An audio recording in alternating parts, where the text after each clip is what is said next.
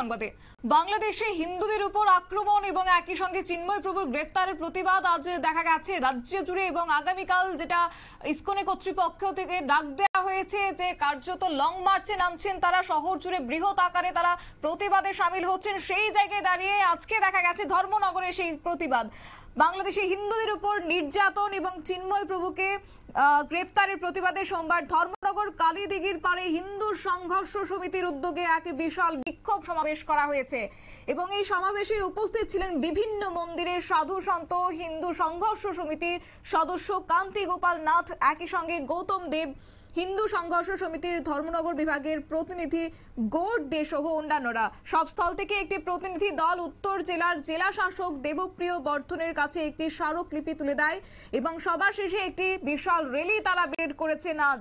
র্যালিটি কালীদিঘির পাড় থেকে শুরু করে ধর্মনগরের বিভিন্ন রাজপথ পরিক্রমা করে পুনরায় সভাস্থলে এসে সমাপ্ত হয়। কি রয়েছে আজকের এই প্রতিবাদ বিক্ষোভকে কেন্দ্র করে শুনুন।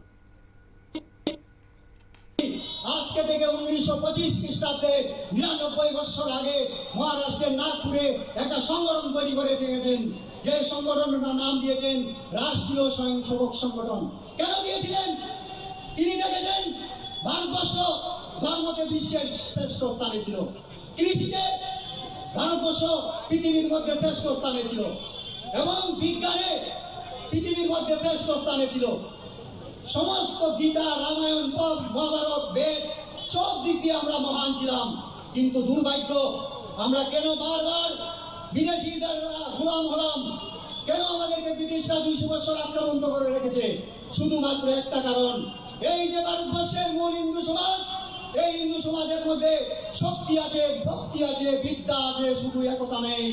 তাই তিনি বললেন একতার কাজ করতে হবে, কারণ কেতায়াং মন্ত্র শক্তিষ্ঠ, জ্ঞান শক্তি কৃতে যুগে, তারপরে যুদ্ধ শক্তিষ্ঠ, সঙ্গ শক্তি কলিযুগে।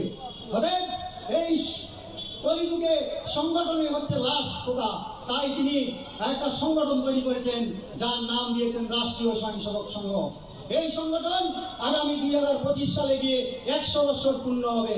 আর এর মধ্যে আজকে আমরা দেখছি আমাদের ভারতবর্ষ যা বলে সারা পৃথিবী তা শুনে। আগামী 5-7 বছরের মধ্যে আপনারা অনেক বিকশিত অনেক কিছু আপনারা দেখে যাবেন। তাই একটা জিনিস বলবো, আপনারা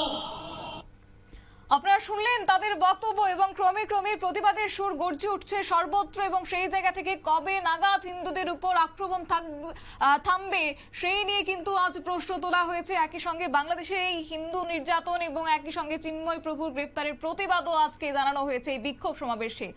নিয়ে নিচ্ছে ছোট্ট একটি বিজ্ঞাপন বিরতির সঙ্গে থাকুন।